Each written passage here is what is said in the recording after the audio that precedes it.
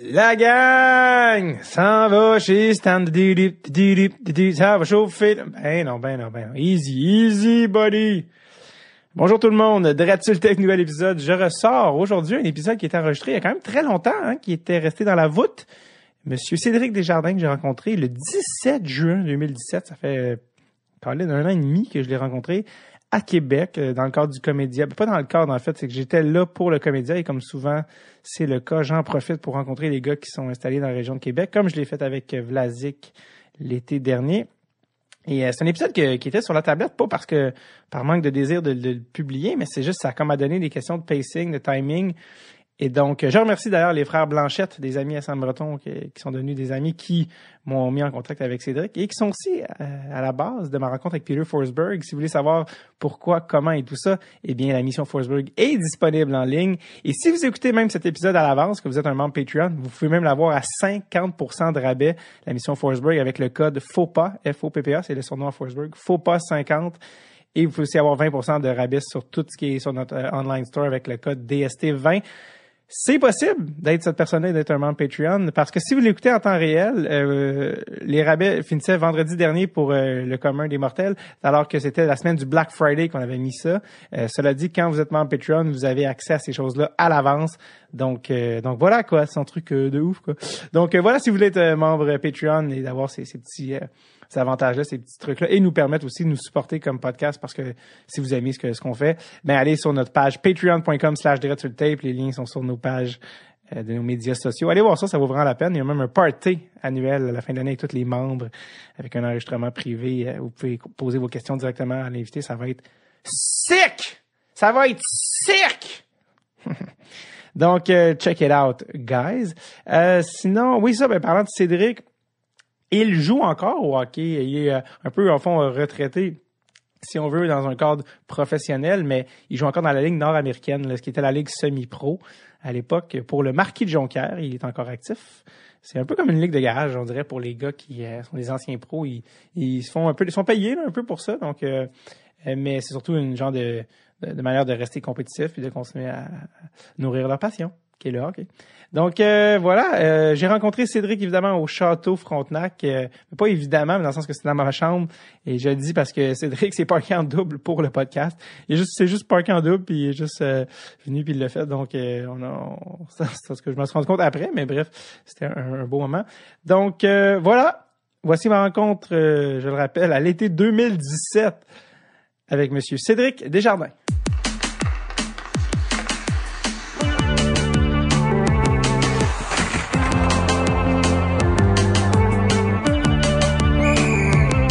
Dread sur le tape avec David Bocage. Alright, ça marche. On est avec Cédric Desjardins en direct d'une chambre d'hôtel au Château Frontenac. Première fois au château, Cédric? Ouais, première fois, bien accueilli. On peut dire que pour demeurer à Québec, puis un emblème aussi prestigieux que de ne pas être passé avant. Mais merci de nous offrir cette opportunité-là ce matin. On va se dépêcher. La fille du housekeeping s'en vient dans 5 minutes. C'était pas les mêmes hôtels que dans la East Coast? Non, pas dans l'East Coast. J'ai été choyé dans la Ligue nationale quelques places, mais Château Frontenac, on s'entend que c'est quand même prestigieux. Là. Il n'y a pas mal de châteaux de même dans la Ligue, c'est sûr. Toi, dans le fond, parce qu'on est à Québec, j'en profitais pour un peu rencontrer les gars de Québec, mais toi, t'es pas un gars de Québec. Non, je te dirais je suis originaire du Nouveau-Brunswick, mais je viens de la Pocatière sur la rive sud de Québec. Puis entre Rimouski et Québec, les deux places que j'ai joué dans le junior, c'est vraiment entre les deux. J'étais vraiment entre les deux. Puis je te dirais que depuis que j'ai fini ma carrière dans le junior à Québec, là, j'ai rencontré ma femme, puis j'ai demeuré 10 ans ici. Là. Donc, tous mes étés, ça fait 10 ans que je passe mes étés à Québec. Là. OK, parce que en plus, c'est drôle, parce que quand j'ai dit à mon agent qui s'appelle Jean-Daniel Duval que je venais à Québec pour te rencontrer, il m'a dit je le connais, il était à mon école secondaire. Ah ouais? Il m'a dit que parce qu'il vient de la Pocatière. Ouais, okay. M'étonnerait pas que tu te souviennes pas de lui, mais lui, je sais qui. Il se souvenait de toi, il était comme c'est un bon petit gars. J'étais comme bon. Fait que, tant mieux. Il y avait des choses positives sur toi. Ouais, j'en doute pas. Fait que c'est ça, dans le fond, toi, tu viens du Nouveau-Brunswick, je pense que c'est le premier gars que. Parce que t'as été élevé au Nouveau-Brunswick ou non, je à la Pocatière? OK, seulement. An, puis à cause du travail, ma famille a déménagé au Québec. OK. C'est quand même un choc pour juste du Nouveau-Brunswick. Et je me rappelle, mes parents ont déménagé, puis moi, j'avais 1 an, ma soeur était pas née. Mais on est devenus des Québécois d'adoption. Puis les gens me posent toujours la question. Mais en vrai, j'ai pas le sang du Québec, mais j'ai été élevé au Québec. Donc, c'est tout comme. Là. Donc, tes parents sont vraiment du Nouveau-Brunswick? Ouais, exact. Est-ce qu'ils parlent chiac? Non, parce que le Chiac, c'est plus pas loin de Moncton. Je Ouais. te dirais, ils ont un accent, mais c'est plus un franglais un peu, là, mélangé un peu, mais non, ils n'ont pas l'accent, puis je te dirais qu'on l'a tout pas mal perdu parce que ça fait Ben non. plus de 20, 30 ans qu'on demeure au Québec. Non, c'est ça, c'est normal. Ouais. Parce que c'est ça que j'allais dire, Nouveau-Brunswick, comme y a-tu des gars du Nouveau-Brunswick qui ont fait la Ligue nationale? Tu sais, je pense ça. Il y en a plusieurs. Il y en a plusieurs, mais je te dirais de plus en plus, depuis qu'il y a des équipes dans les maritimes, beaucoup de joueurs Ouais. qui... mais du Nouveau-Brunswick, là, honnêtement, il faudrait faire une recherche. Il va falloir que je te mette sur Sur le haut. sur Non, le mais là-dessus parce que il y en a, c'est sûr et certain. Puis Ben oui. des époques, là, il y a sûrement des excellents joueurs de hockey en plus. Là. Rock Voisine qui vient du Nouveau-Brunswick, c'est un bon joueur de hockey. Il a joué junior, je pense, ou Ouais, universitaire. Puis, un peu, mais je pense qu'il était mieux avec la chanson. Ouais, c'est ça. Ça a été plus bénéfique pour lui. Hein. Mais dans les vieux lancers compte, je sais pas si tu regardais dans les années 80, il jouait dans les scènes de hockey. Ah ouais, pas vrai. Ouais, puis ça, c'était avant qu'il fasse la chanson, puis il était comme acteur ou je sais pas trop Okay. quoi. Ouais, c'est ça. Puis c'était peut-être le meilleur joueur des acteurs parce que la plupart, c'est pas Non, patiner. c'est bon. Mais donc c'est ça, donc dans le fond, qu'est-ce que je te demandais? Oui, c'est ça, dans le fond, c'est que toi, t'es récemment retraité, là, ça fait pas super longtemps que t'es comme. Je te dirais que je l'ai pas officiellement annoncé parce que j'espérais toujours un contrat. Ouais. Mais là, je viens de trouver un emploi et tout. C'est quand même une transition qui doit être faite. Puis je te dirais, j'attendais justement de regarder s'il y a des options. Puis personnellement, en ce moment, il y a rien qui s'est mis sur la table. J'ai retrouvé un peu le goût de jouer au hockey l'année passée en jouant dans le semi-pro, mais je pense que là, maintenant, je suis prêt à aller de l'avant vers un vrai travail. Là, en ce moment, je suis avec le capitaine service financier, donc c'est un nouveau départ pour moi. Là. Est-ce que c'est un deuil à faire C'est honnêtement, on peut pas on peut pas le dénier. Là, c'est vraiment un deuil parce que tu passes du jour au lendemain à qu'est-ce que tu as fait à tous les jours, puis tu te fais dire tu peux plus le faire ou tu n'as plus l'opportunité de le faire. C'est quand même c'est un changement. C'est un changement qui amène une forme de deuil, veux pas. Là. C'était-tu de ta décision ou c'est plus que tu voyais? C'est-tu toi qui as décidé d'arrêter ou c'est comment? Je te dirais que c'est un peu un mix des deux. Je te dirais que, comme je te dis, c'est une question d'opportunité de contrat. Tu sais, veux pas. J'ai eu quelques blessures, une autre opération au genou. On dirait que l'opération au genou pour un gardien de but, c'est quand même quelque chose d'important. Je suis revenu au jeu, mais ensuite, là, les équipes étaient un petit peu plus frileuses de me donner une chance. Puis, personnellement, j'ai une jeune famille aussi, donc il faut que tu prennes en ligne de compte de ne pas voir ta famille. Il faut quand même qu'il y ait des bonnes conditions de travail aussi. Je voulais pas jouer dans l'East Coast, j'aurais pu le faire, mais quand tu as une famille, tu as des responsabilités, puis c'est un peu un choix familial aussi. Là. T'as dit que tu as retrouvé le goût de jouer au hockey dans l'East Coast. Pas dans l'East Coast, dans la Ligue nord-américaine. T'avais-tu un petit peu perdu justement Je vous dirais quand tu as une opération au genou, que tu passes 8 à 10 mois à pas jouer, puis ensuite tu te rends compte que tu n'es plus au même niveau que tu étais avant, je te dirais que tu perds un peu la flamme un peu, veux pas, et tu passes, tu joues plus pantoute. Je te dirais que pour l'avoir vécu, je pensais que ça allait être plus facile que ça, parce que j'avais déjà eu des blessures, mais cette blessure-là était vraiment physiquement et mentalement difficile à passer au travers, parce que tu passes à des gammes, un jour ça va super bien, le lendemain t'as de la misère à marcher parce que veut pas, le genou devient enflé. Donc c'est quand même...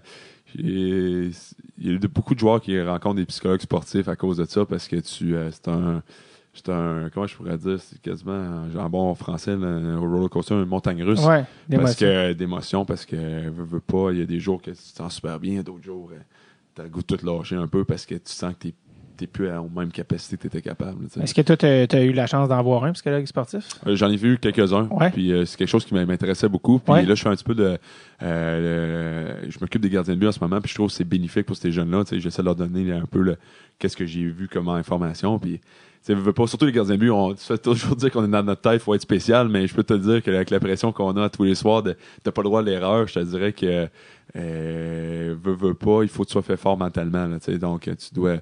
Puis c'est quelque chose que je l'ai développé par moi-même, mais j'aurais aimé ça, avoir un suivi plus constant quand j'étais plus jeune.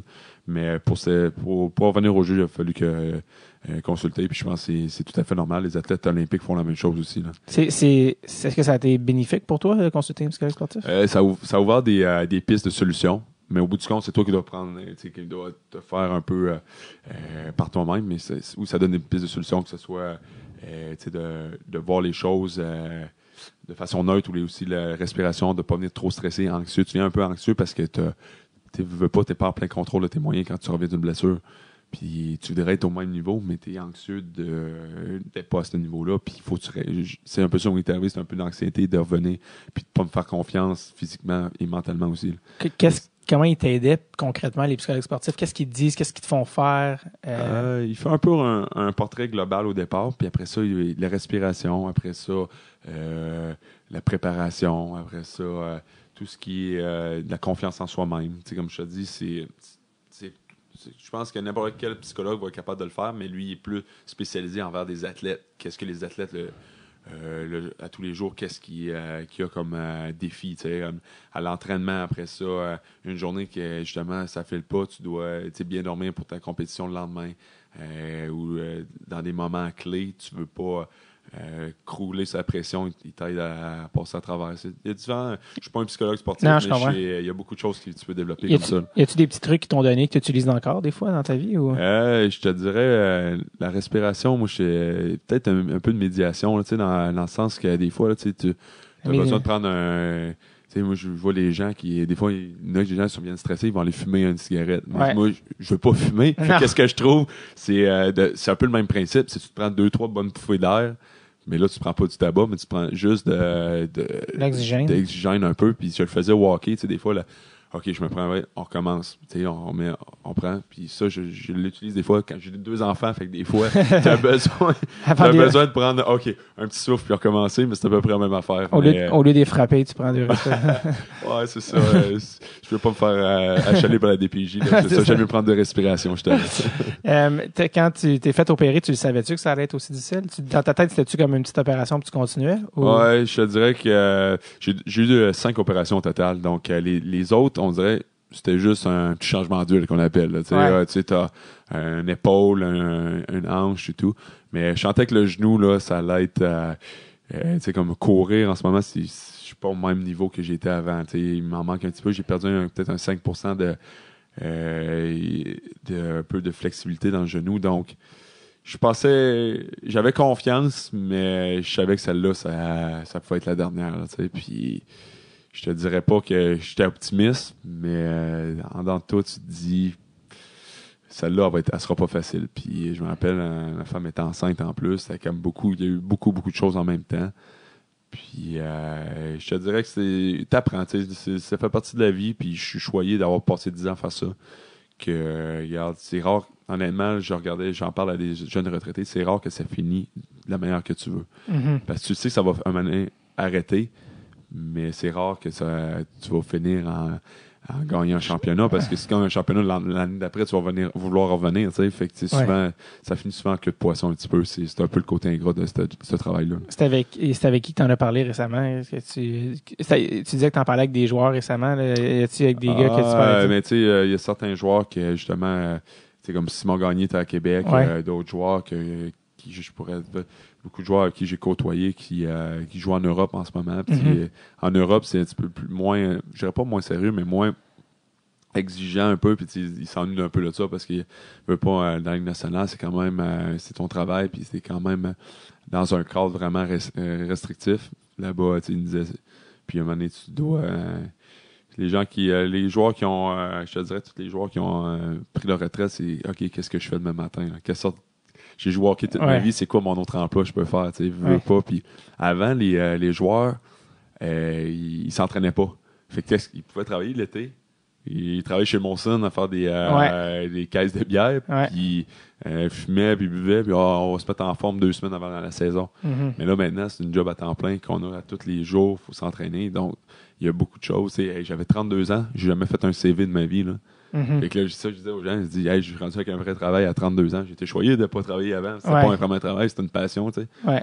Fait que. D'accumuler un peu d'argent, tu sais, en jouant au hockey. Exact. Puis j'ai très bien vécu là-dedans. Puis non, regarde, je pense maintenant, l'année passée, j'avais même pas le même discours, mais là, en ce moment, je suis plus prêt à passer à autre chose. Puis un nouvel emploi aussi dans le service financier. Je veux aider les joueurs. Je trouve que les joueurs de hockey sont un peu mal éduqués ou mal informés sur... puis je pense que mon vécu que j'ai vécu dans les 2 dernières années vont me permettre peut-être d'aider certains joueurs. Puis c'est un peu ça que je recherche avec ce genre d'emploi-là. C'est pouvoir aider des joueurs, puis peut-être faire une forme de conférence ou juste leur montrer que c'est temporaire, parce que souvent on voit les joueurs, la grosse voiture, on devient dans un monde superficiel beaucoup, que du jour au lendemain, tu te retrouves avec rien. C'est pas comme un homme d'affaires qui se bâtit quelque chose. Mm-hmm. Oui, il y en a qui vont faire faillite, mais tu bâtis des choses, tandis qu'au hockey, il faut que tu sois capable de te revirer de bord et de planifier tes choses, parce que tu marches à contrat de 1-2 ans. Puis de plus en plus, les joueurs, c'est des jeunes joueurs, puis rendus à 25-26 ans, c'est fini, là, tu tombes à croiser des chemins. Fait que c'est un peu ça. J'aimerais ça garder contact au hockey avec ça. J'ai pensé à être entraîneur aussi. J'adore ça. Mais on dirait que je voulais peut-être tourner la page, aller me chercher un plein potentiel dans un autre domaine. Puis c'est pour ça que j'ai pris la décision d'aller dans ça. T'aimerais-tu ça travailler? Ben, ça me fait un petit peu penser avec les agents. Là, souvent, les agents, ils ont des services de placement, des services de ci, des services de un peu global, là, 360 pour les joueurs. C'est quelque chose qui t'intéresserait? Oui, c'est ça. Puis je te dirais que la journée que je veux pas, quand tu commences dans un domaine comme ça, il faut que j'aille chercher des connaissances. Je te mentirais pas que dans les prochaines années, je vais sûrement aller chercher beaucoup des 3-4 prochaines années, à chercher un bagage de connaissances, aller à l'université, à chercher pour pouvoir justement aider. Mais je te dirais que j'adore ça, puis je pouvais aller chercher, mettons, un agent qui voudrait s'associer avec moi, ou à la limite, c'est ça. Je m'ouvre les portes, je m'enferme peu en faisant ça. C'est un peu ça que ça peut être de même dans le domaine de l'humour, ça peut être de même dans bien d'autres domaines. C'est que tu t'ouvres des portes, puis à un moment donné, la porte va s'ouvrir, tu t'entends le moins, puis c'est un peu ça que je recherche. Et surtout quand tu commences dans quelque chose, tu ouvres tout ce que tu peux, puis après tu verras. Non, j'allais dire, est-ce que être agent en tant que tel, c'est quelque chose qui t'intéresserait ou? C'est un domaine que je trouve très ingrat. Parce que c'est beaucoup, tu veux pas, tu regardes dans la Ligue nationale, il y a 3 gros agents qui ont à peu près 70% des joueurs en ce moment. Pat Brisson. Oui, exact, Pat Brisson. Puis Don Meehan.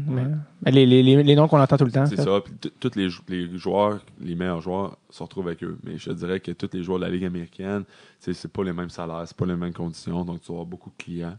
Je suis pas sûr que je serais fait pour ça.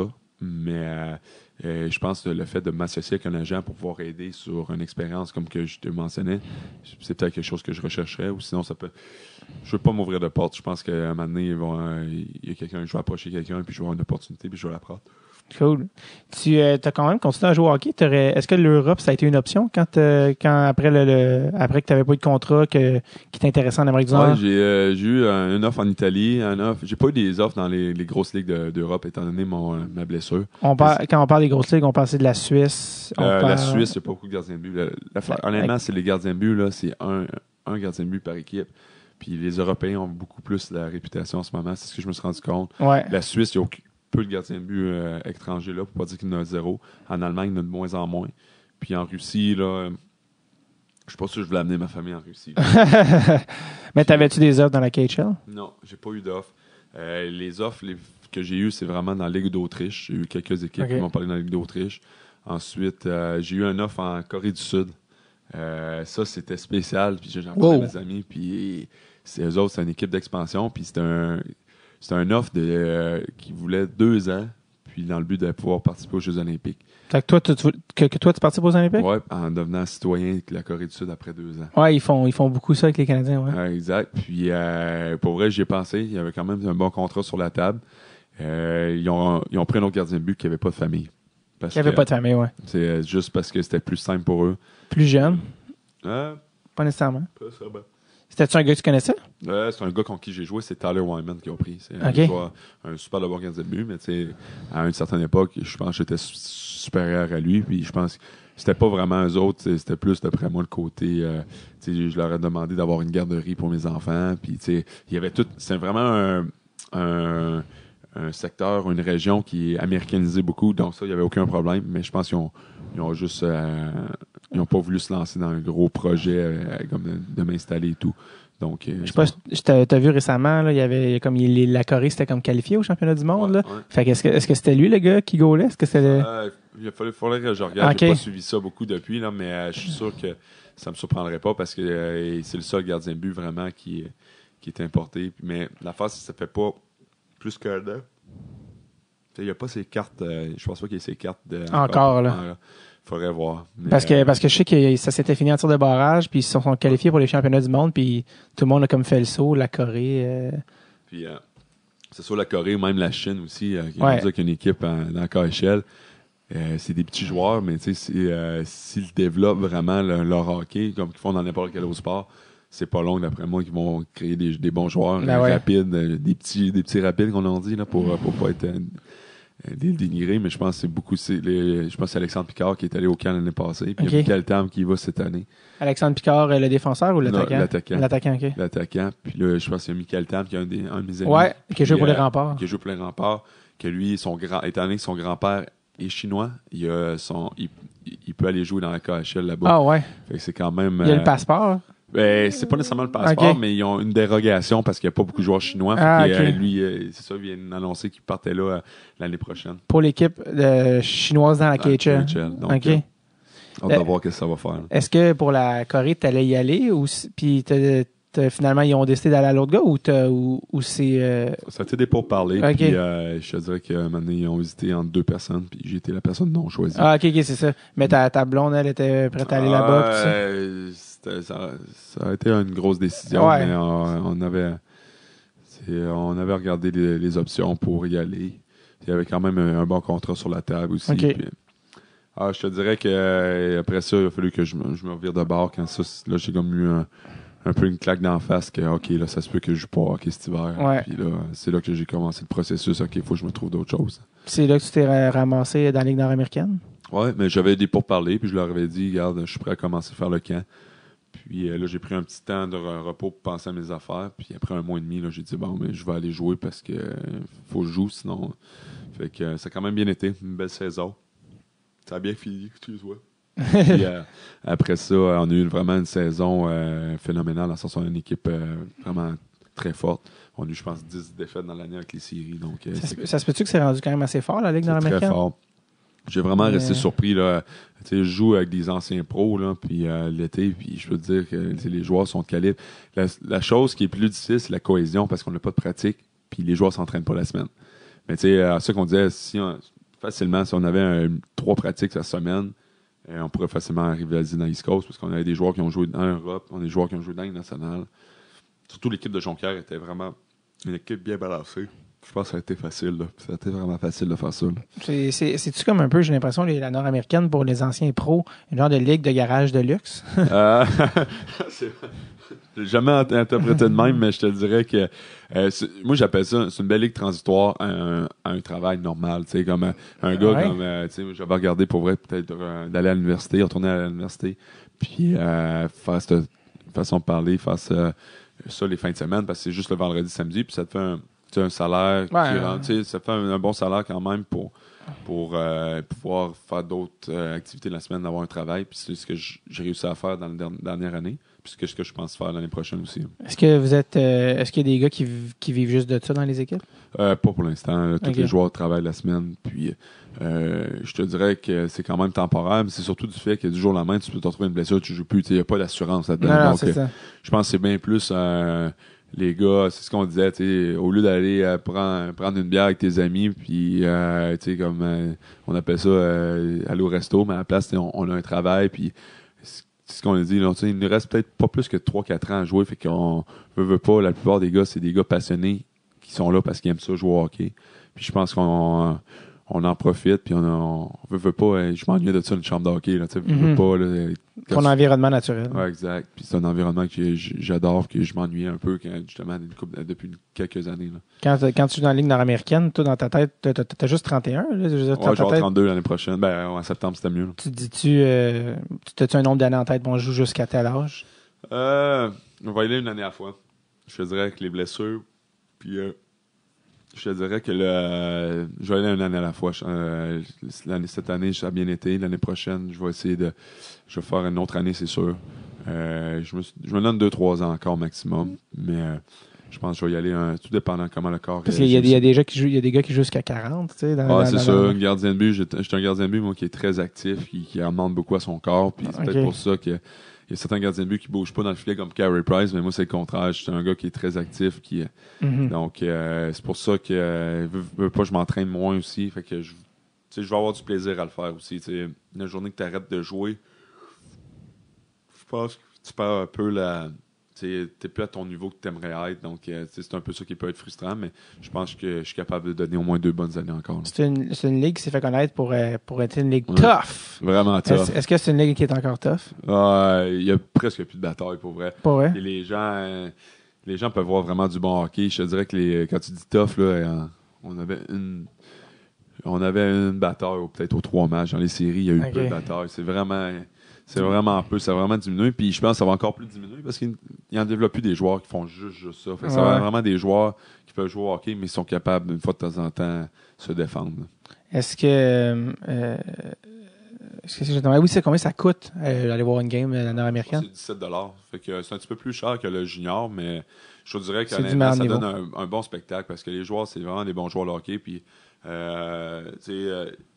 je trouve que c'est beaucoup un jeu d'erreur. Il y a moins de système un peu que dans les autres ligues que j'ai vues. Que ce soit la Ligue américaine ou le junior, c'est beaucoup de systèmes. Là, tu as beaucoup plus un jeu d'erreur ou ça joue beaucoup sur les avantages numériques. Puis tu as beaucoup de surnoms. C'est un jeu beaucoup plus vaste. Ça me fait penser à le junior, mais là, peut-être une dizaine d'années. C'était plus ouvert, moins défensif un petit peu. Puis ça frappe. Là. Les joueurs donnent des bons coups d'épaule. Puis... pas. J'ai vu des très bons matchs de hockey. Puis les fans, surtout à Jonquière, nous autres, on est choyés, environ en moyenne 2000 personnes au match.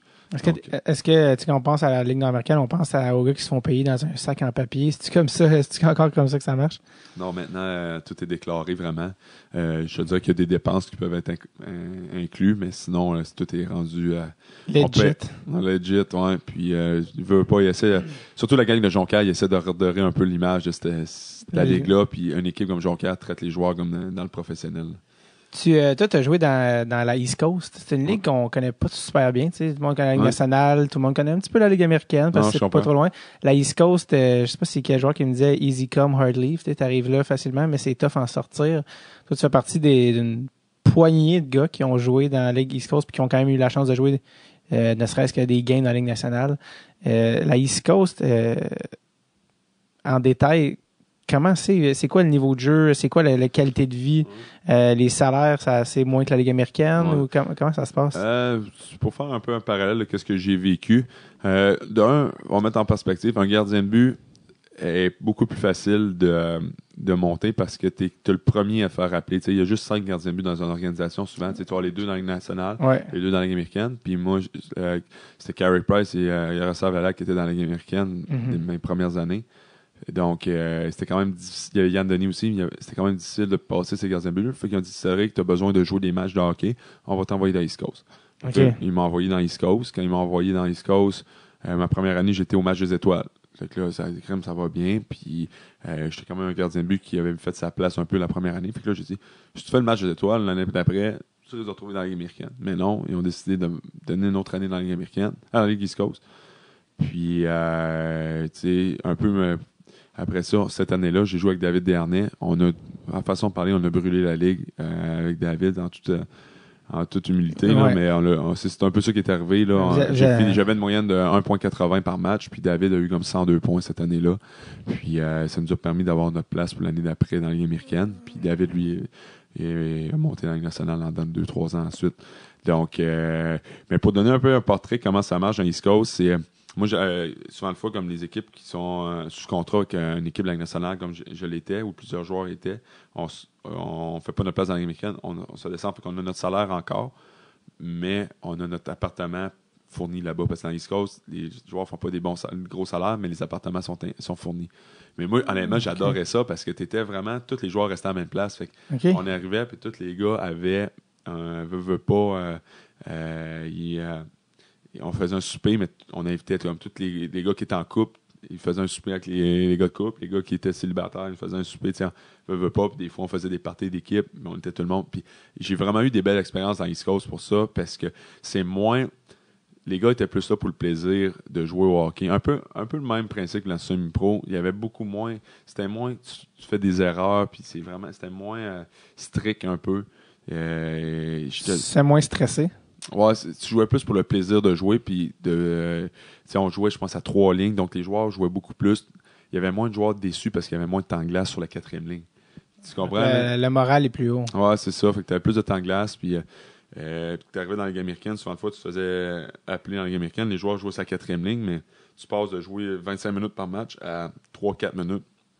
Fait que c'est difficile de faire une transition, là, puis de te faire valoir. Il faut vraiment que l'entraîneur t'aime puis te donne une chance dans la Ligue américaine. Des fois, il y a l'équipe dans nationale qui prend une décision pour l'entraîneur aussi parce qu'il veut faire jouer certains joueurs qui sont des meilleurs, à leur avis, des meilleurs potentiels pour monter dans la nationale. Donc, c'est un gras. J'ai joué 8 ans dans la Ligue américaine, puis la Ligue américaine, je te dirais, c'est une des ligues les plus difficiles parce que tu as toujours un tiers des joueurs qui sont fâchés parce qu'ils ne montent pas dans la Ligue nationale.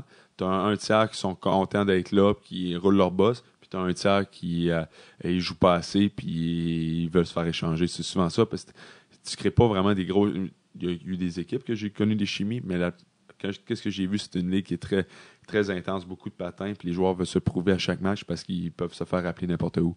Tandis que dans la Ligue nationale, là, c'est souvent fois tu crées un noyau, puis ce noyau-là, c'est tes leaders. Tandis que dans la Ligue américaine, tu as moins ça un petit peu, c'était plus des va-et-vient. Il y a des années qu'on a eu 55 joueurs dans une équipe. Là.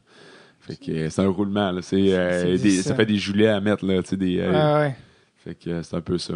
Il y a une genre de pas de pression, mais tout le monde est à un pas de la Ligue nationale, alors que dans East Coast, peut-être qu'il y a peut-être plus de... Ouais, exact. Mais tu sais, dans la Ligue américaine, là, mettons, tu as les 2 meilleurs compteurs de ton équipe. Normalement, ils sont supposés de s'aider pour faire le plus de points possible, mais ils savent que si lui fait plus de points que l'autre à côté, ou il connaît une meilleure semaine, il risque de se faire rappeler.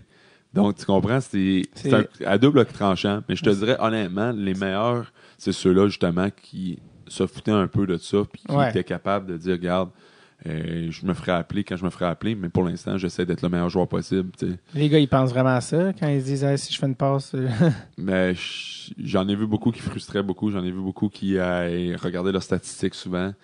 Puis, veut pas, c'est parce que tu connais une semaine de 5 points, ça fait un effet wow pour l'organisation. Mais tiens, quelqu'un qui vient voir le match, ça veut pas dire que tu as 5 points, que tu as joué un meilleur match que la partie d'avant, que tu as super bien joué défensivement, puis tu as fait ton travail. C'est pour ça que...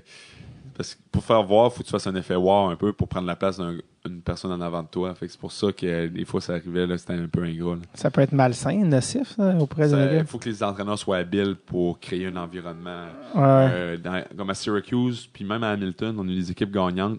Je te dirais que les entraîneurs étaient très bons. On se disait, regarde, si tout le monde, on gagne. Mais quand tu te retrouves dans une des équipes qui ne gagne pas, c'est là que c'est tout à double tranchant, les joueurs. Tu as été coaché dans la Ligue américaine par Guy Boucher. Oui, exact. Puis John Cooper, qui sont exact. tous les deux devenus des entraîneurs de la Ligue nationale. Oui, exact. Guy Boucher, on entendait beaucoup parler comme un bon psychologue. C'est vrai?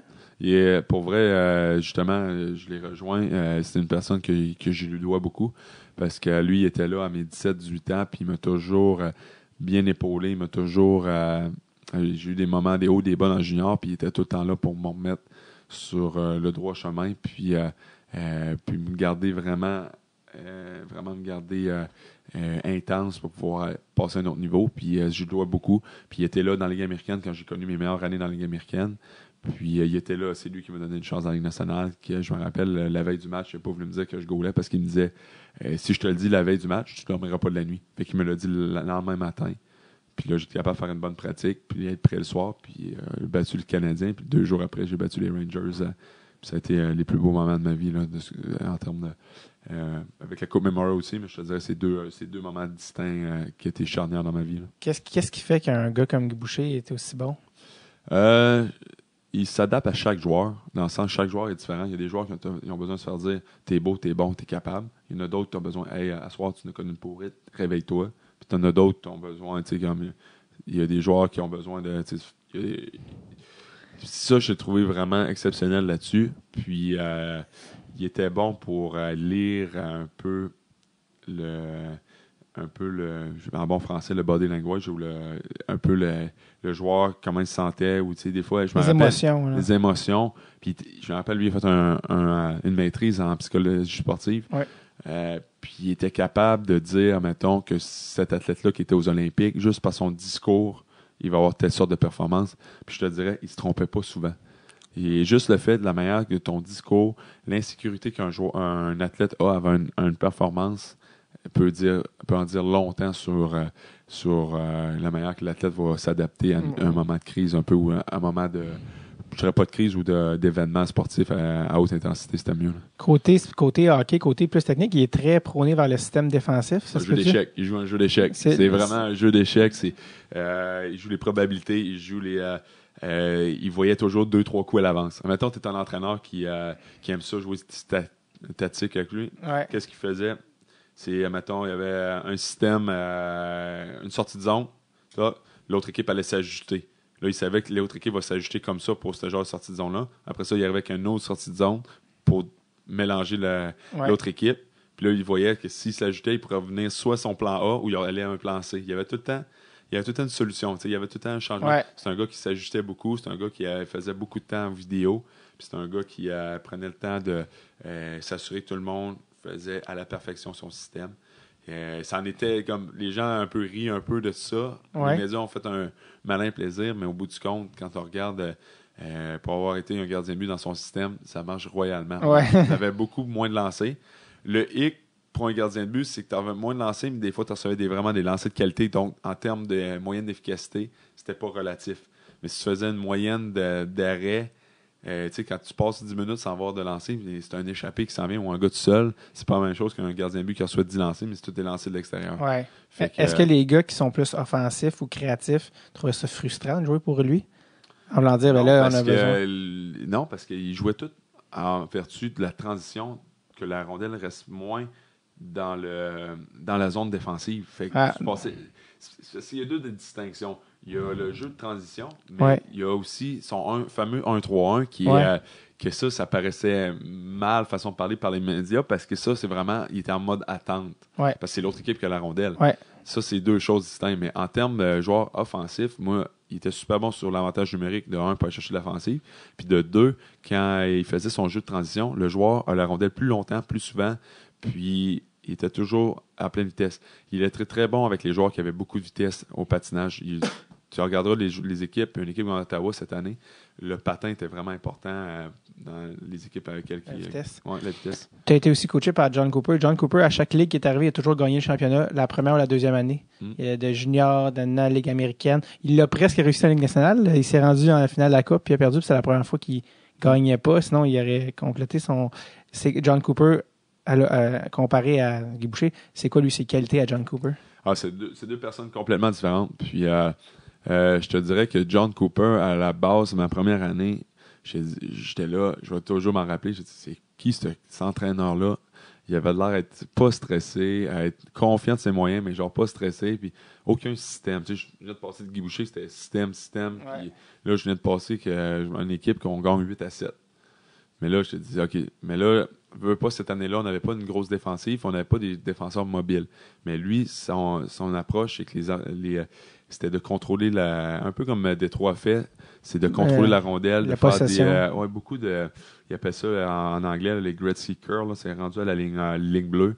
Le joueur arrête, il laisse les joueurs rentrer dans la zone pour faire une passe ensuite, puis ça crée beaucoup d'attaques. Puis il utilisait beaucoup ses défenseurs pour créer de l'attaque. Puis une des choses que lui était bon, il n'était pas un psychologue sportif, sauf qu'il était capable, il était charismatique. Tu sais, un joueur, là, je me rappelle, on faisait des vidéos, puis mettons, un joueur faisait une erreur, là, puis je me rappelle toujours me rappeler, il y avait tes meilleurs joueurs, puis il disait, toi, là, regarde, je pense que c'était Tyler Johnson, de manière, il a fait la pire gaffe monumentale dans sa zone, une pizza, direct dans... Puis il a fait vraiment une grosse pizza, puis qu'est-ce qui est arrivé? Il est allé dire, il dit, hey, puis c'est notre meilleur scoreur, puis il a pu l'envoyer, puis être dur sur lui, mais il l'a fait intelligemment parce qu'il l'a amené à l'humour. C'est un gars qui utilisait beaucoup l'humour dans ses... Puis... Ça, il manquait de respect à la limite, mais au bout du compte, les joueurs, ils faisaient confiance parce qu'il était fair, il était bon, puis il était capable, il était vraiment intelligent pour. Il il était vraiment friendly. Baveux, mais de la bonne manière. Ouais, c'est ça. Qu'est-ce qu'il avait dit? Qu'est-ce qu'il avait dit à Tyler Johnson? Mais il dit, qu'est-ce que t'as fait là? Il dit, où t'as appris à jouer comme ça au hockey? Là? Il dit, je peux pas croire qu'un gars comme toi, je sais que tu penses scorer des buts, mais regarde ça. Là. Il dit, même un Pee-Wee fera, il y avait comme un Pee-Wee ferait même pas ça. T'as jamais joué défensif. Là. Et puis là, il disait souvent, dans l'Ouest, on souhaitait jouer défensif, mais toi, t'as oublié d'apprendre à jouer défensif. Il disait, il l'amenait tout le temps, il piquait les gars beaucoup. Ça passait jamais mal ou c'était jamais mal interprété? Non, puis il utilisait beaucoup ses vétérans pour aider aussi. Comment tu fais ça? Il impliquait beaucoup ses vétérans. Comme lui, ça ne dérangeait pas un soir, regarde les gars, allez prendre une bière, puis il n'y a pas de couvre-feu à soir. Puis il disait les vétérans, des fois, c'est eux autres qui disaient qu'est-ce que vous voulez faire aujourd'hui. Il impliquait beaucoup les joueurs vétérans à prendre le contrôle de la chambre. Et, puis, en tout cas, moi, j'ai une belle expérience. Je veux dire, la première année, je n'étais pas sûr, mais les années après, j'ai comme compris sa recette gagnante, puis pourquoi il gagnait. Je te dirais que lui, c'est sur le long terme, il crée puis c'est genre l'entraîneur qui regarde, c'est pas pour rien qu'il est encore là, c'est parce qu'il crée des bonnes relations. C'est un gars qui est très bon à faire des relations interpersonnelles, que ce soit avec les joueurs, puis tout le monde se sent valorisé envers lui. Il s'est ajusté dans la Ligue nationale parce que là, tu te mets dans la Ligue américaine, il pouvait être un petit peu friendly, il pouvait même prendre une bière avec nous autres, mais là, dans la Ligue nationale, il faut que tu sois un petit peu plus professionnel. Tu quand même aussi, tu es tes pieds à la loupe, puis tu as des multimillionnaires que tu gères. Ouais. Donc, c'est des PME que tu gères, la façon de parler. Là, c'est des joueurs qui... Mais il a gardé son style quand même. Il a gardé son style, mais il s'est adapté. J'ai un petit peu, ouais. Il s'est adapté parce qu'il s'est rendu compte qu'il faut qu'il garde le contrôle de la chambre un petit peu plus dans la Ligue nationale parce que tu as des gros égos, des gars avec des plus gros égos un peu dans la Ligue nationale. Est-ce que c'était des gars, John Cooper, c'est-tu des gars qui t'es encore en contact aujourd'hui? Plus ou moins. J'ai toujours été professionnel. J'ai toujours eu beaucoup de respect, mais j'ai jamais osé comme appeler pour prendre des nouvelles, mais certains joueurs le font.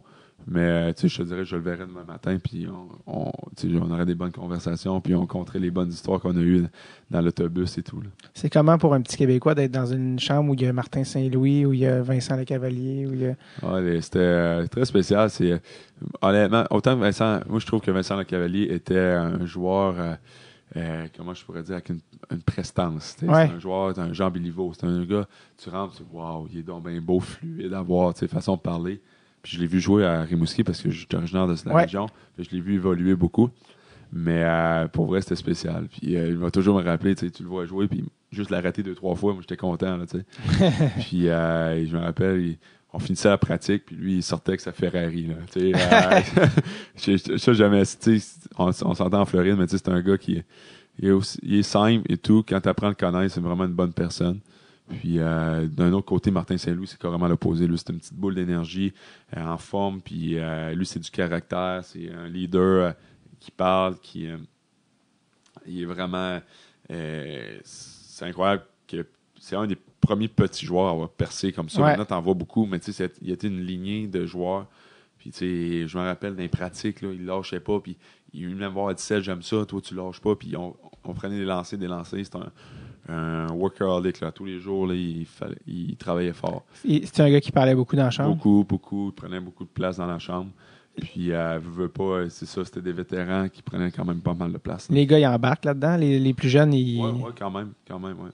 Ils respectent ça? Ouais, Parce que les vieux vont dire, les jeunes, ils arrivent, ils respectent pas l'autorité, mais est-ce que dans les faits, les gars, c'est quand même Martin? Les gars comme Martin Saint-Louis était un bon il était très bon. C'est quand même un art là, de faire du leadership, surtout avec les jeunes. Mais maintenant aussi, les jeunes, de plus en plus, accèdent à la Ligue nationale avec un rôle beaucoup. Comme Steven Stamkos, quand il est rentré, il était quand même un leader en partant. Ouais. Puis, tu veux pas... les joueurs sont de plus en plus jeunes. Rapidement, ils s'établissent dans la Ligue nationale. Donc, tu vois, c'est pas pour rien, tu vois comme Landeskog qui a le C à Colorado. Fait que tu vas avoir ça de plus en plus. Mais, je sais pas, pour répondre à la question, c'est ingrat un peu. C'est sûr que tu as toujours c'est une question de tempérament. Tu as toujours des petits coquilles qui n'ont jamais eu de misère, qui ont toujours été le meilleur partout. Puis là, ils frappent des fois un mur, des fois ils vont le frapper dans la Ligue américaine, des fois ils vont le frapper dans la Ligue nationale, tout dépendant de leur talent. Mais je te dirais que ça fait pas long feu. Quelqu'un qui écoute pas un peu ou qui se mêle pas aux vétérans, ça fait pas long feu normalement. T'en as vu?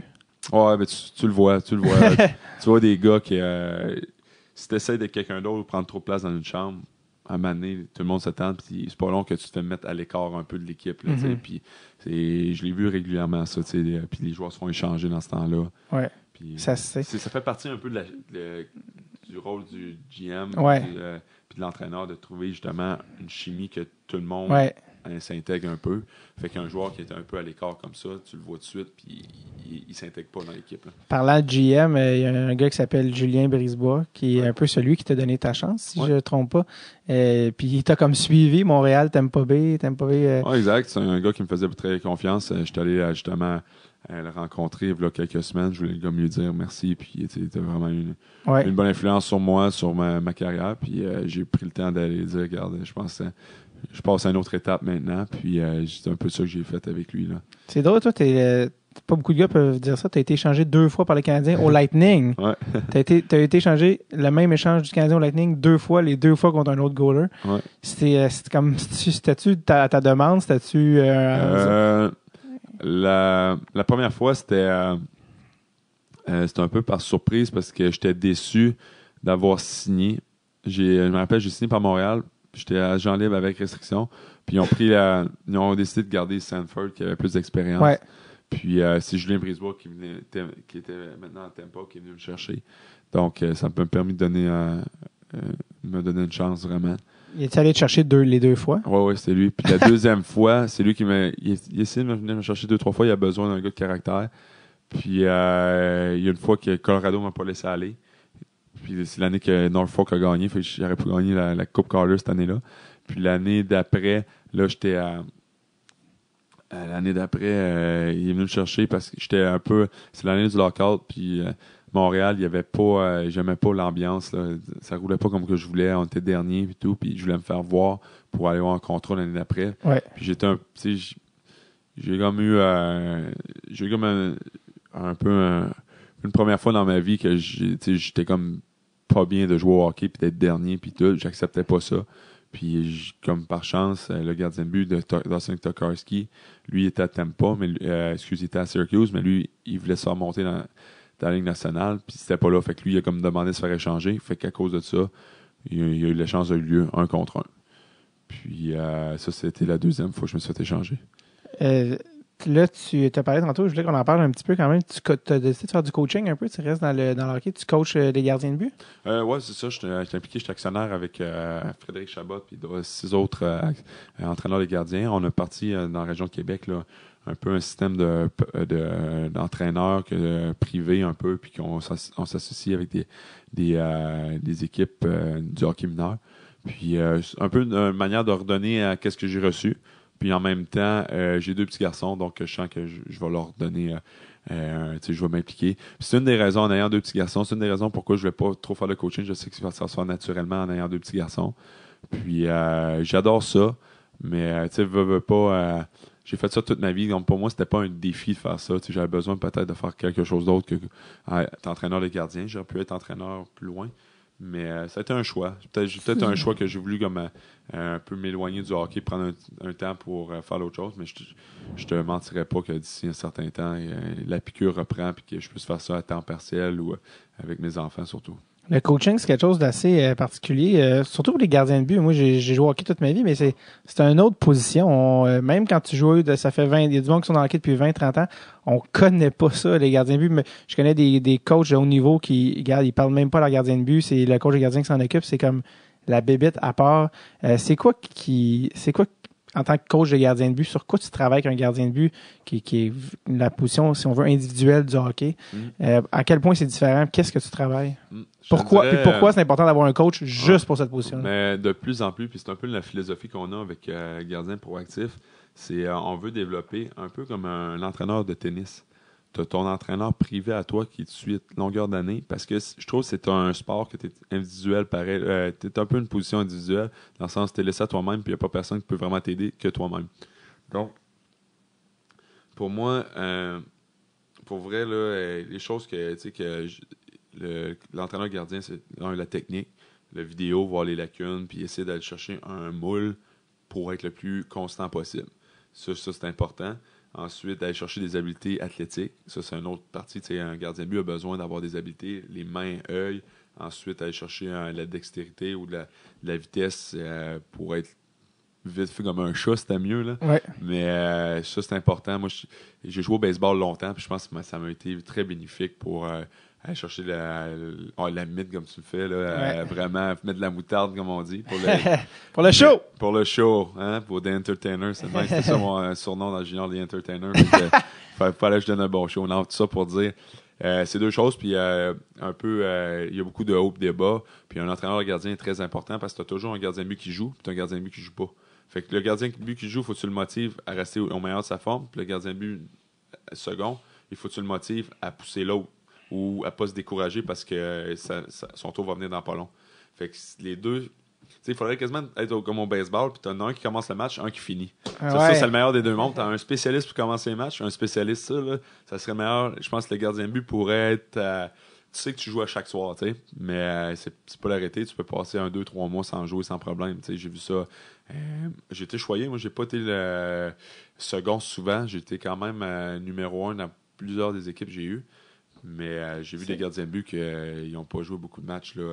C'est quoi, quand on n'est pas gardien de but, on le sait pas. Là, toi, c'est quoi le plus difficile du côté gardien de but que les gens savent pas? Le plus difficile...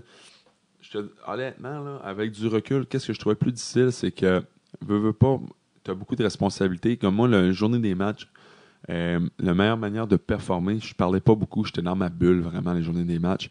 J'avais besoin de ça. La journée que j'étais pas dans ma bulle, que veux pas, je me créais une routine, puis même des fois là, ma femme a capoté là, d'enfance. J'étais vraiment, c'est parle-moi pas, puis je suis, c'est ce que je trouvais. Puis la raison pourquoi on le fait, c'est que tu veux créer un genre de routine qui te permet que si un jour tu te sens pas bien, mais tu vas quand même aller retrouver ta zone de confort. Si la journée que tu es trop stressé ou tu te sens trop bien ou tu es au-dessus de tes affaires, mais tu te rabaisses pour être en bon français, dans le sweet spot de performance. Une forme de sécurité psychologique. Là. Exactement. Puis justement, Guy Boucher qui nous avait montré ça. Puis c'est le genre d'affaires que les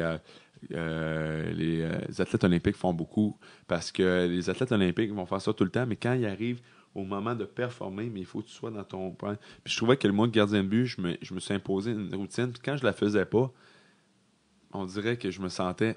J'ai pas tout fait pour aider mon équipe aujourd'hui. Ouais. Puis je te dirais que à longue, je trouvais ça difficile un peu parce que c'est moi qui étais vraiment exigeant vers moi. Puis j'ai essayé de... Avec des enfants, j'ai un peu sorti un peu de ce pattern-là, mais je trouve que c'est ce que je trouvais difficile. Je voyais des gars, des fois, qui pouvaient sortir prendre une bière 1h le matin, mais moi, je pouvais pas si je voulais performer le lendemain matin. Ouais. Puis, veux pas... T'as quand même une bonne forme de responsabilité, mais veux pas... sinon, en termes de difficulté, ça a été beaucoup les blessures aux hanches, aux genoux. Ça a été quand même difficile. Après ça, quelle sorte de difficulté? C'est surtout ça, plus psychologiquement, je pense que c'est surtout ça le défi. On approche la fin. En terminant, tu as une carrière derrière toi, des histoires, des ligues, t'en as vu, t'en as vécu. T'as-tu... c'est quoi ta meilleure anecdote de hockey? Tu dis, les gars, vous avez des anecdotes comme ça, c'est mon anecdote que je vais pouvoir compter pendant des années. Ouais. Les histoires qui sont arrivées, tu dis ça, c'est ma best. Il y en a eu beaucoup. Beaucoup, je te dirais. Que ce soit les affaires les plus simples, les affaires... Mais je vais toujours me rappeler, mon année à Norfolk, on avait des autobus avec des lits. Qui est un peu comme une rockstar. Ouais, c'est vraiment, ça. Là, un tour bus. Rockstar, puis un tour bus, puis on partait. Mais notre équipe la plus proche, c'était Wilkes-Barre à 6 heures de route. Fait que dès qu'on faisait un match à la route, c'était 6 heures. Fait qu'on a fait du voyagement et tout.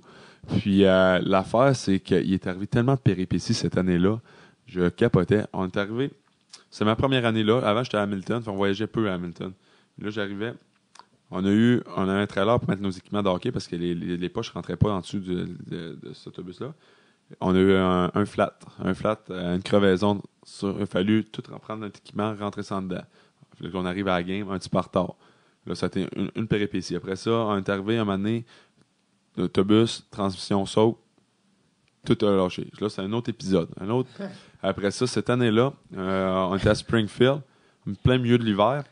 L'autobus recule, l'autobus rentre dans l'aréna, toque un gros trou, on descend, il neigeait, il y a la neige qui rentrait dans l'autobus. Là, Pour moi, cette année-là, pour vrai, on avait les pires bad luck.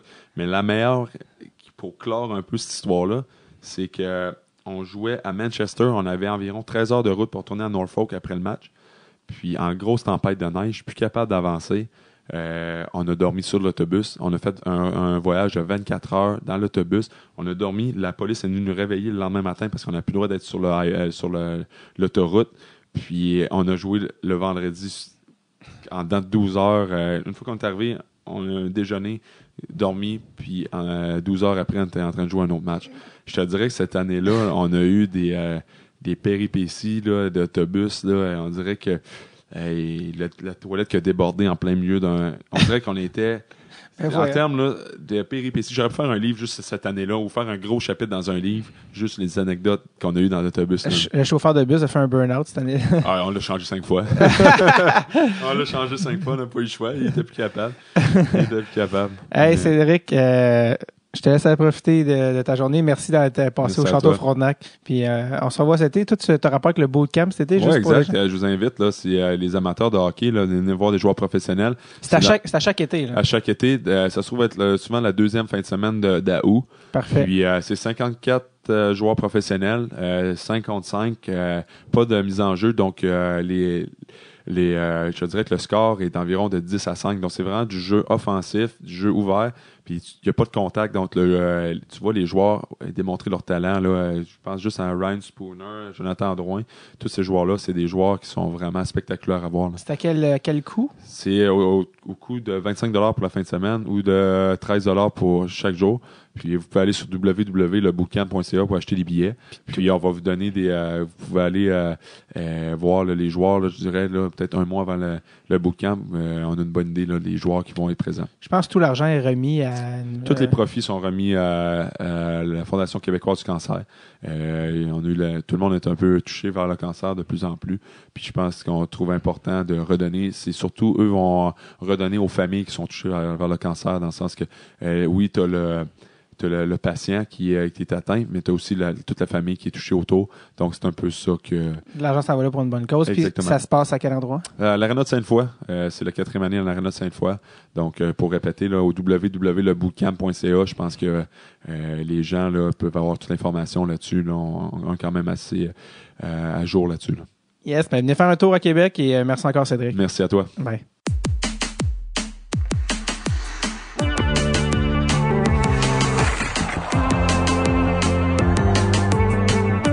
Merci beaucoup à Cédric Desjardins. Oui, le bootcamp, je vous rappelle que c'est encore d'actualité. C'est pas parce que ça fait 1 an et demi. À chaque été, ça réarrive dans la région de Québec et c'est vraiment une belle tradition qui s'est installée avec des gros noms de la Ligue nationale qui débarquent à chaque été. C'est une belle activité avec les enfants. Amenez les enfants, les autographes, aller voir les gars jouer. C'est vraiment cool. Donc, en plus, tout ça pour une bonne cause. Check it out. Je vous rappelle que si vous êtes membre Patreon, allez profiter des rabais sur notre site.